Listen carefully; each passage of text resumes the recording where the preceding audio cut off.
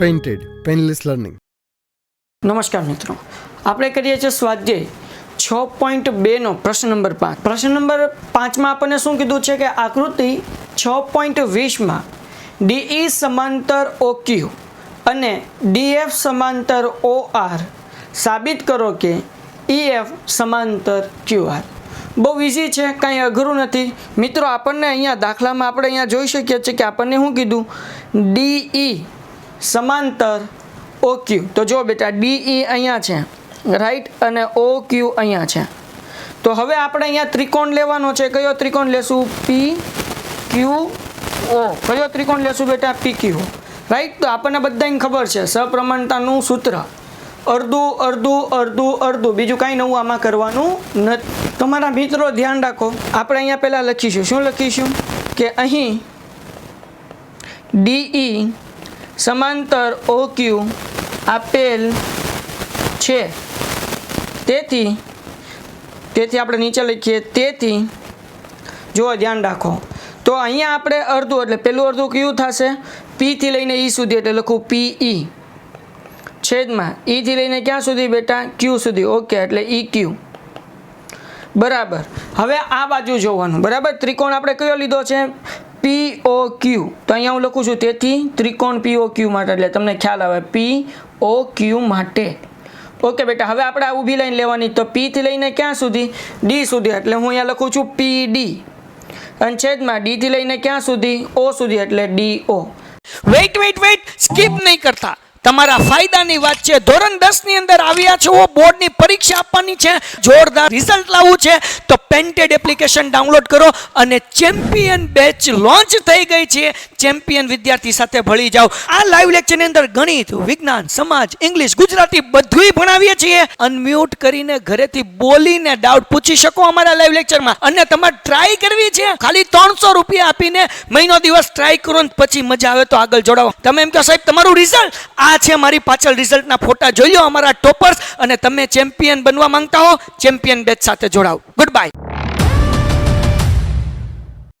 આપણને મળી ગયું પહેલું સમીકરણ, ક્લિયર થઈ ગયું. એવી જ રીતના જો આપણને દાખલામાં આગળ શું કીધું ભાઈ? DF સમાંતર OR. તો બેટા જો આ DF, રાઈટ, પછી આ OR તમે અહીંયા જોઈ શકો છો. રેડ કલર કરું તો વધારે દેખાશે. જુઓ, આ DF અને આ OR. તો હવે આપણે ત્રિકોણ કયો લેશું બેટા? હવે જે આપણે ત્રિકોણ લેશું એ લેશું POR. કયો ત્રિકોણ લેશું? POR. બરાબર, ધ્યાન રાખજો, POR ત્રિકોણ લઈએ છીએ. તો આપણે અહીંયા લખશું, અહીં કોણ સમાંતર કીધું છે બેટા? DF સમાંતર OR. DF સમાંતર OR આપેલ છે, તેથી ત્રિકોણનું નામ આ P, આ O અને આ R, એટલે ત્રિકોણ POR માટે. POR માટે ધ્યાન રાખજો બેટા. પહેલાં આપણે અહીંયા લખીએ P થી લઈને ક્યાં સુધી? D સુધી, PD. ઓકે બેટા. પછી D થી લઈને ક્યાં સુધી? D થી લઈને O સુધી. ઓકે, અડધી લાઈન આપણે લખી નાખી. ઇઝ ઇક્વલ ટુ, હવે આપણે ત્રિકોણની આ જે ત્રાસી લાઈન છે ને જોવાને, એના બે ભાગ આપણે લખશું. પહેલો ભાગ કયો? P થી લઈને F સુધી, એટલે અહીંયા હું લખું છું PF. સમજો બેટા. અને બીજો ભાગ, નીચેનો ભાગ F થી લઈને ક્યાં સુધી બેટા? R સુધી. ઓકે, આ સમીકરણ નંબર 2.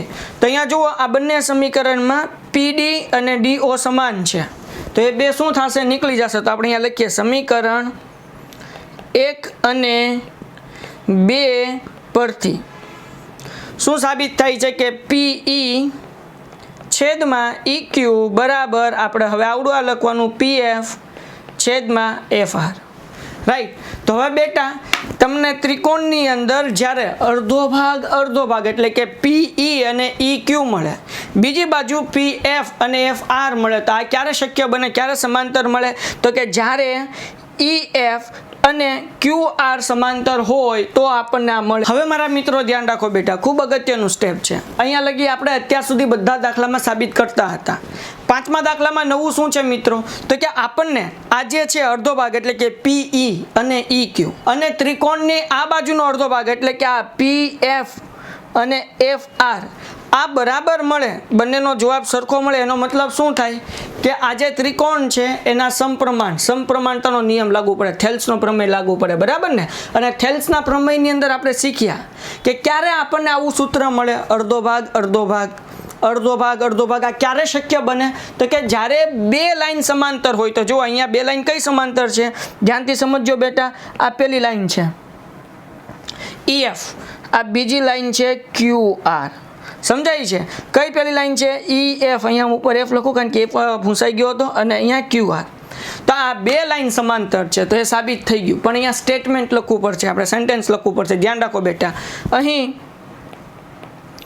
PE છેદમાં EQ બરાબર PF છેદમાં FR મળતું હોવાથી થેલ્સના પ્રમેય અનુસાર સાબિત થાય છે કે કઈ બે લાઈન સમાંતર છે બેટા? EF સમાંતર QR. તો અહીંયા લખીએ આપણે EF સમાંતર QR. ઓકે મિત્રો, તો આપણો આ દાખલો થઈ ગયો પૂરો. બહુ ઇઝી છે. બધા દાખલામાં અહીંયા સુધી આપણે કરતા હતા, ખાલી આ એક લાઈન આ દાખલામાં વધી છે. બહુ ઇઝી દાખલો છે, ખાલી સમજવાની જરૂર છે. અગર જો આ દાખલામાં તમને ક્યાંય પણ ડાઉટ હોય તો વિડીયો પાછળ લઈને સ્ટેપ ફરીથી જુઓ. હજી એક વખત સમજાવી દો બેટા. મને એમ થાય છે કે હું તમને હજી એકવાર સમજાવું. જુઓ, ધ્યાન રાખો બેટા. જ્યારે આપણને આવું સૂત્ર મળે તો એનો મતલબ એવો થાય કે અહીંયા બે રેખા જે છે એ સમાંતર છે. તો આપણે આકૃતિમાં જોઈ શકીએ છીએ EF અને આ QR, આ બંને રેખા કેવી છે? સમાંતર છે. સમાંતર હોય ત્યારે જ આપણને અડધું એવી રીતના જવાબ મળે, બરાબર ને? થેલ્સના પ્રમેય અનુસાર. તો એ જ સ્ટેટમેન્ટ બેટા મેં અહીંયા નીચે લખ્યું છે. મેં બીજું કાંઈ કર્યું નથી. દાખલો બહુ ઇઝી છે, કાંઈ અઘરો નથી. ન સમજણો હોય તો વિડીયો પાછળ લઈ જાઓ, એ સ્ટેપ ફરીથી જુઓ. છતાં ન સમજાય બિંદાસ કોમેન્ટ કરો, અને ખાસ લાઈવ લેક્ચર અટેન્ડ કરો. મળીએ એક નવા વિડીયોમાં નવા સમ સાથે. ત્યાં સુધી ધન્યવાદ. Painted Painless Learning.